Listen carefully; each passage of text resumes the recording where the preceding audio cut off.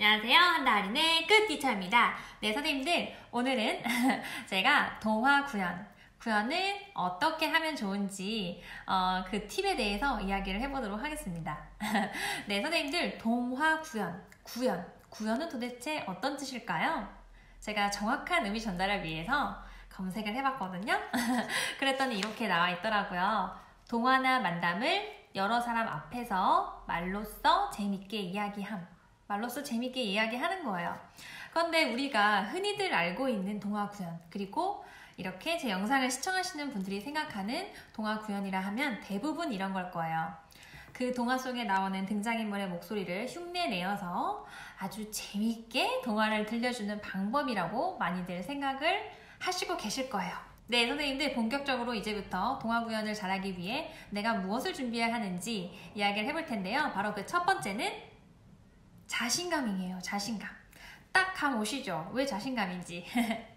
본인이 하는 거에 있어서 자신감이 없으면 목소리가 당연히 작아질 수밖에 없어요.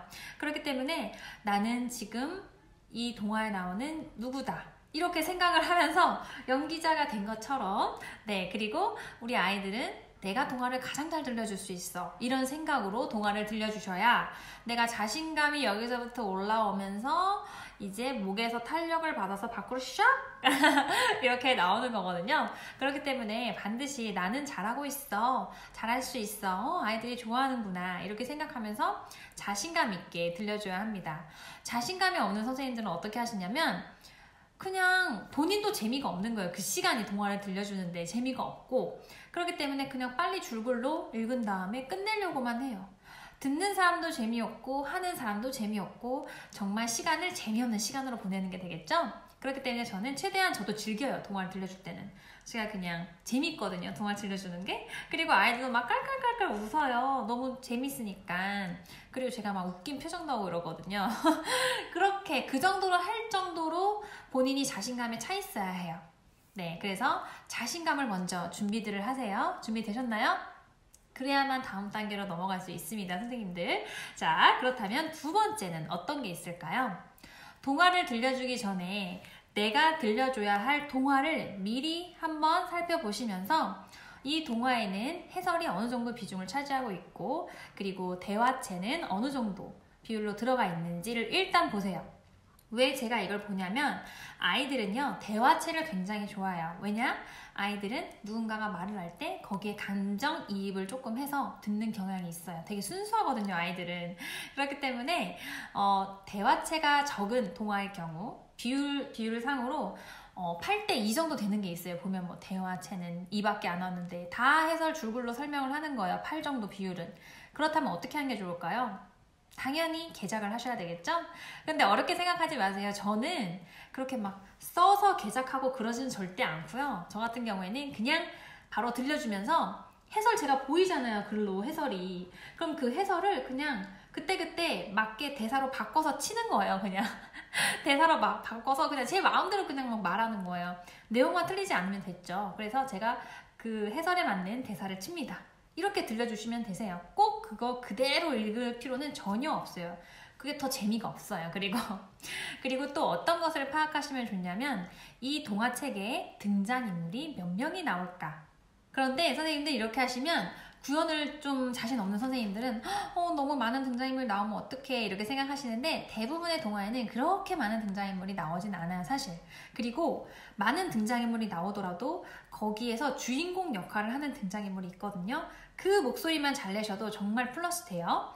어쨌든 등장인물이 몇 명을 나오는지, 누가 나오는지 일단 파악을 하시고 그 등장인물의 성격, 성향을 파악하셔야 되세요. 만약에 엄마가 나온다, 그러면 그냥 엄마일까요? 아주 사랑이 많은 따뜻한 엄마, 보통 엄마가 있고, 또는 앙칼진 엄마, 이렇게 나눌 수 있고, 아빠도 무서운 아빠, 또는 게으른 아빠, 또는 무뚝뚝한 아빠, 사랑이 많은 따뜻한 아빠, 이렇게 4가지로나 나눌 수 있어요.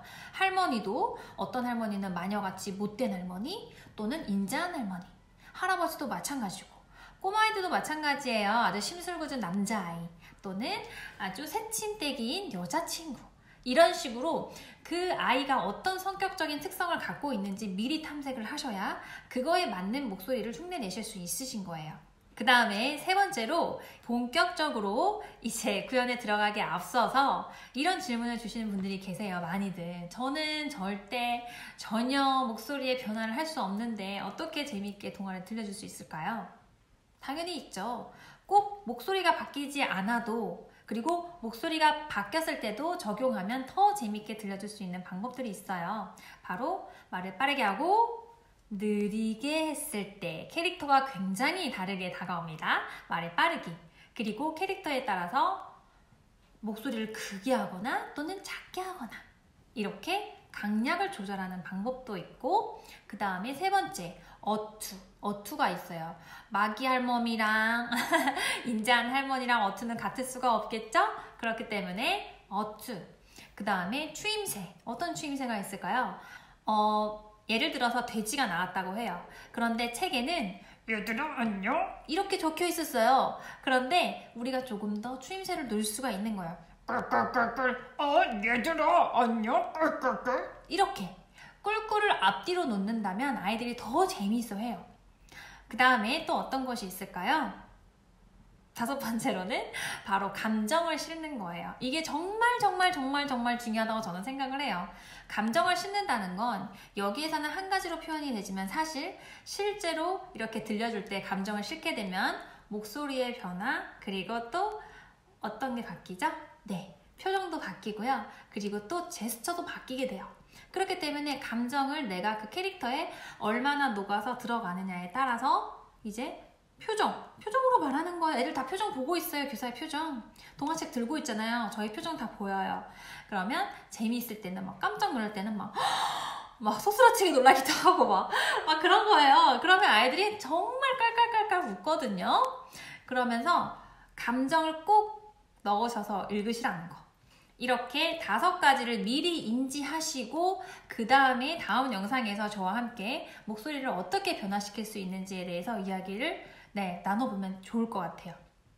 그리고 마지막으로 제가 많이들 봤던 건데 이렇게 선생님들 공개 수업을 한다든지 또는 학생 선생님들 와서 수업을 할 때도 항상 이렇게 구현이 들어가요. 보면 그건 손인형이 나오거나 그러면 손인형 목소리 하잖아요. 근데 이거를 꼭 얘기하고 싶어요. 꼭 집중하시라고요. 왜냐면 처음에는 초집중으로 그 목소리를 내거든요. 등장의 목소리들은 얘들아 안녕? 이렇게 내요.